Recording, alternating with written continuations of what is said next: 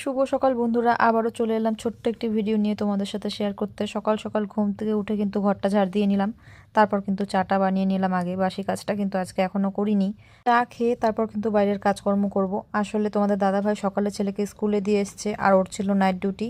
তো বাড়িতে এসে চা খেয়ে তারপর কিন্তু ঘুমিয়ে পড়লো, আর আমি কিন্তু বাইরের কাজ করতে চলে এলাম। উঠোনটা ঝাড় দিয়ে কিন্তু বাসনটাও মেজে নিচ্ছি। আর আজকে তো দেখতেই পাচ্ছ অনেকটাই রোদ উঠেছে সকালবেলাতেই।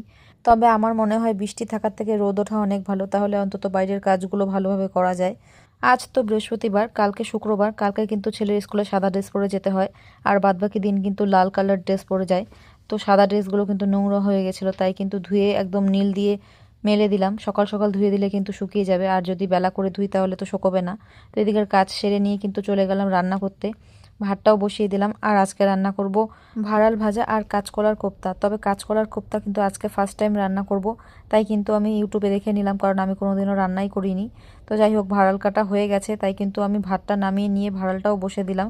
আর এই যে ভাড়ালটা বসানোর আগে কিন্তু আমি একটু লবণ দিয়ে মেখে জলটা ফেলে দিলাম, তাহলে কিন্তু ভাড়াল ভাজা করতে সময়টা কম লাগবে।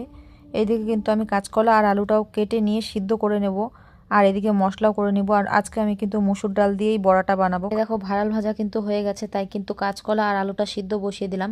আর ওইদিকে আগেই কিন্তু আমি মসুর ডালটা ভিজিয়ে রেখেছিলাম, সেটাই কিন্তু মিক্সচার গ্রাইন্ডারে বেটে নিয়ে আসলাম। তারপর এদিকে কাঁচা কলা আর আলুটাও সিদ্ধ হয়ে গেছে, তো নামিয়ে নিলাম। নামিয়ে নিয়ে কিন্তু সব ছুলে নিচ্ছিলাম। আর এদিকে কাঁচকলার বড়া করব, সাথে কিন্তু একটু ডালের বড়াও করে নেব, তাই কিন্তু আলাদা করে ডালগুলো সরিয়ে রেডি করে নিয়েছি। তো এদিকে দেখো সব কিছু কিন্তু রেডি করে নিলাম। কাঁচকলা দিয়ে বড়াটা করব, সেটার জন্য কিন্তু বেসন আর যা যা লাগে সব কিছুই কিন্তু নিয়ে ভালো করে মেখে নিলাম। তারপর কিন্তু বড়াটাও আমি ভেজে নিচ্ছিলাম। এই যে কাঁচকলার বড়াটা আগে ভেজে নিলাম, তারপরে কিন্তু আমি মসুর ডালের বড়াটাও ভেজে নেব। আর রোজ রোজ কিন্তু একই রকম রান্না খেতে ভালো লাগে না, তাই কিন্তু চেষ্টা করি নতুন নতুন কিছু রান্না করার। এই কদিন থেকে কিন্তু আমি ইউটিউব দেখে অনেক কিছু রান্না শিখেছি। প্রথমে ভাবছিলাম ইউটিউব দেখে রান্না করব, না জানি কেমন হবে। তবে না, আমি যে কদিনই ইউটিউব দেখে রান্না করলাম, আমার রান্না কিন্তু মোটামুটি ভালোই হয়েছে, একদম খারাপ হয়নি। আর শেখার কিন্তু শেষ নেই, দেখে দেখেই তো শিখতে হয়। তো এখন তো ইউটিউব আছে, তাই কিন্তু কাউকে জিজ্ঞাসা করার কোনো ব্যাপার নেই।